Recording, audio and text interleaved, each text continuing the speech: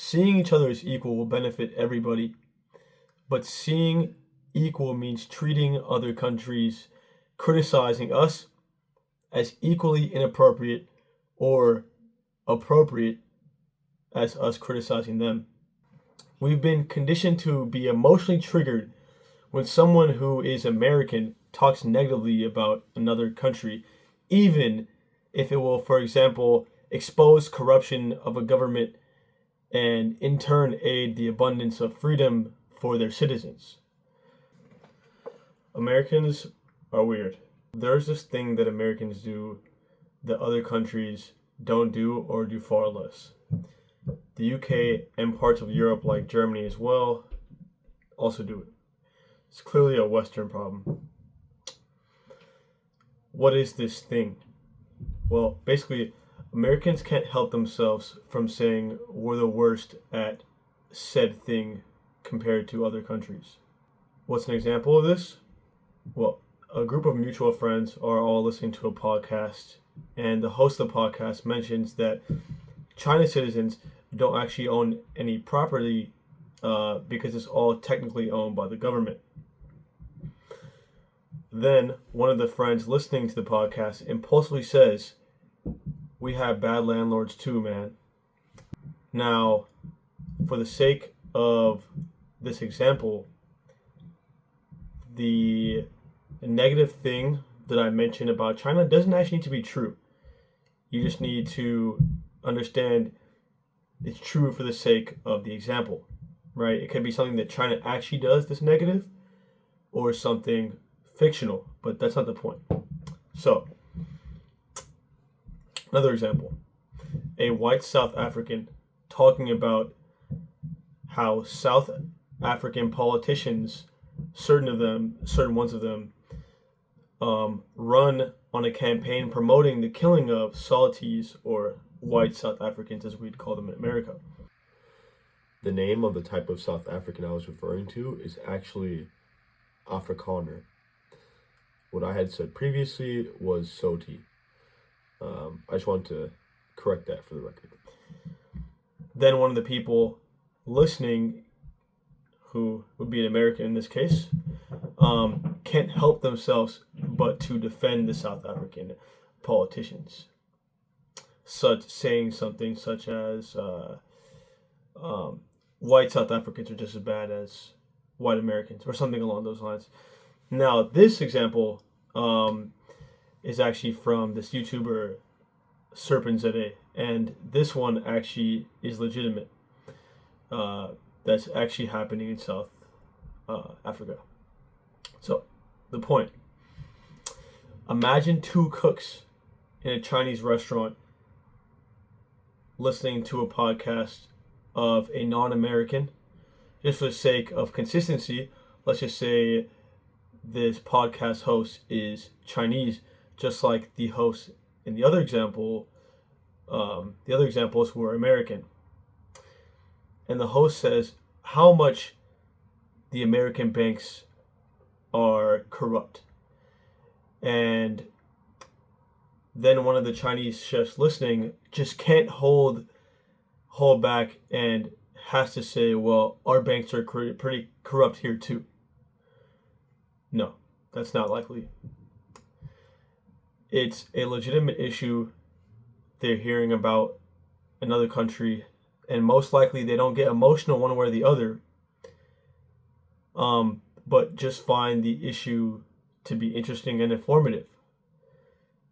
If anything, they may even be pleased that the United States have these problems because of their own national pride, whether you think that's good or bad, that they feel like that.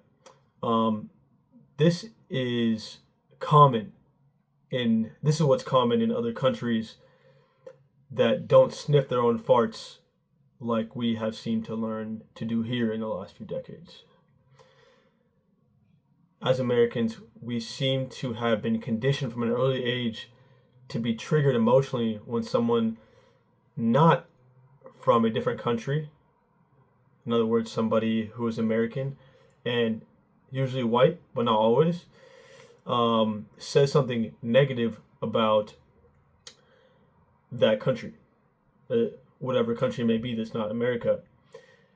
even if many people from that place agree with the person from our country and would like said thing or things to change and improve.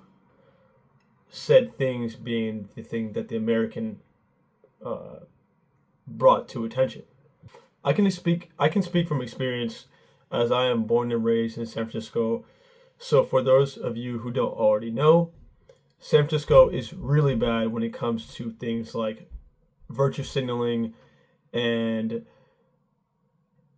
more or less sniffing our own farts heavily.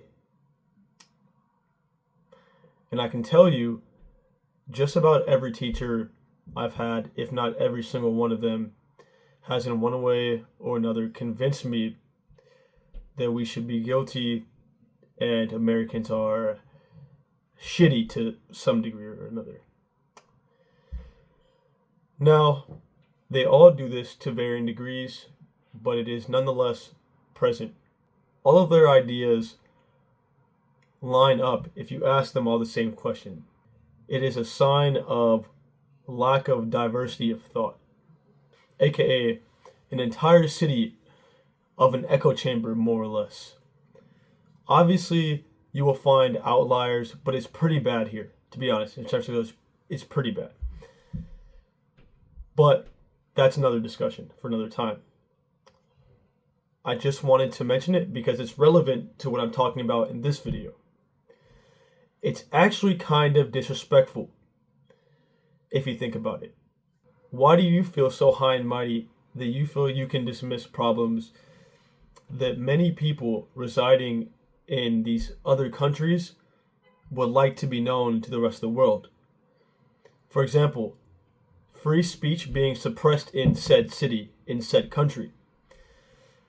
Why do you think you can speak for them because you're a privileged, clean, privileged, advantaged American? It's all from a place of such smugness and disguised as care for other humans, aka virtue signaling, and it's disgusting to me. It's disrespectful. We've been conditioned to be emotionally triggered when someone who is American talks negatively about another country, even if it will, for example, expose corruption of a government and in turn aid the abundance of freedom for their citizens. It's sacrilege in our modern virtue signaling culture to not step up and take on the American bully who's been exposing negative aspects of another nation, even if the people of that nation benefit from the information being exposed. It's shunned upon because we've been raised to think that people of these other nations are too poor, dirty, and stupid to not need our virtue signaling or our help, however you may see it. Unlike in the United States, this is rare and not the norm. The norm in China, for example, is to have pride in their country, whether that pride is manufactured by government propaganda or genuinely based on China being the best at everything. It is pride nonetheless, and love for the country and understanding for its flaws.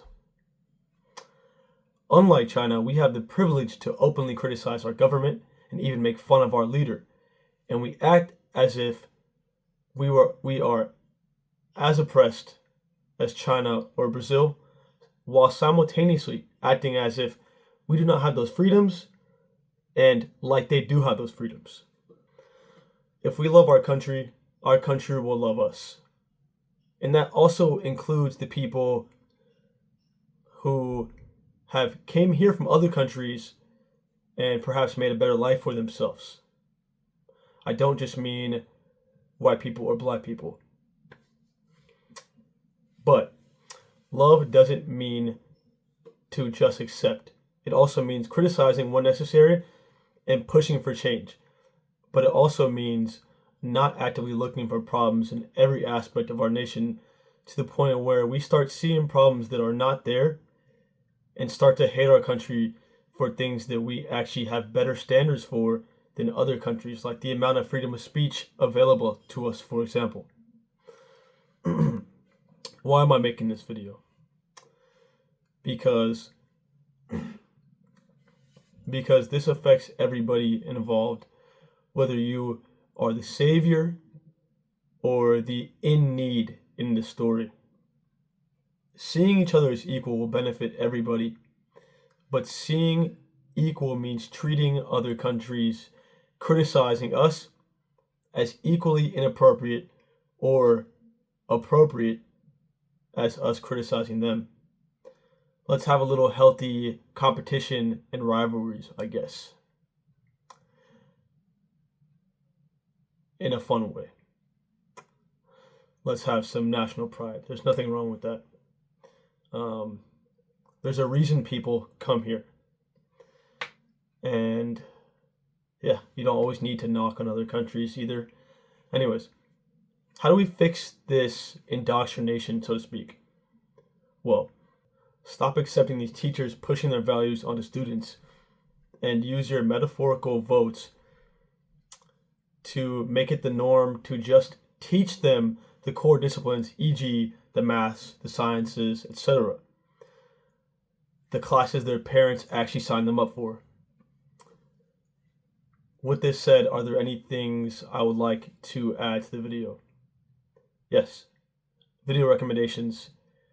One being Serpent Zede.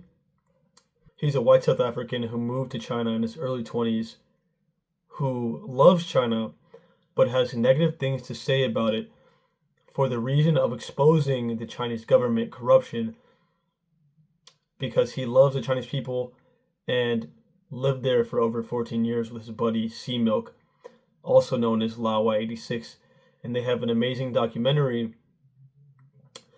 probably the best I've ever seen, made about the beautiful aspects of China and the parts you don't see on TV or social media. I would really recommend giving it a watch and checking out his channel. It's very interesting and informative, but if you're easily offended, I would probably steer clear. It's not that he says anything that is necessarily offensive, but it may offend people who are looking for something to be offended by. Thank you for making it this far, and I hope to see you again. Bye. I'd like to leave you with a quote. Strong men make good times. Good times make weak men.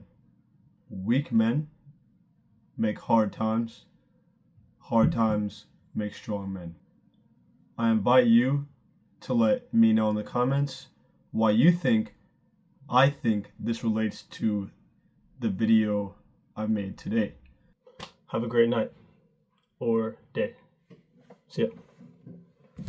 If you're curious about the things I mentioned happening in South Africa, I would look at the link in my description for Serpent Zede's video.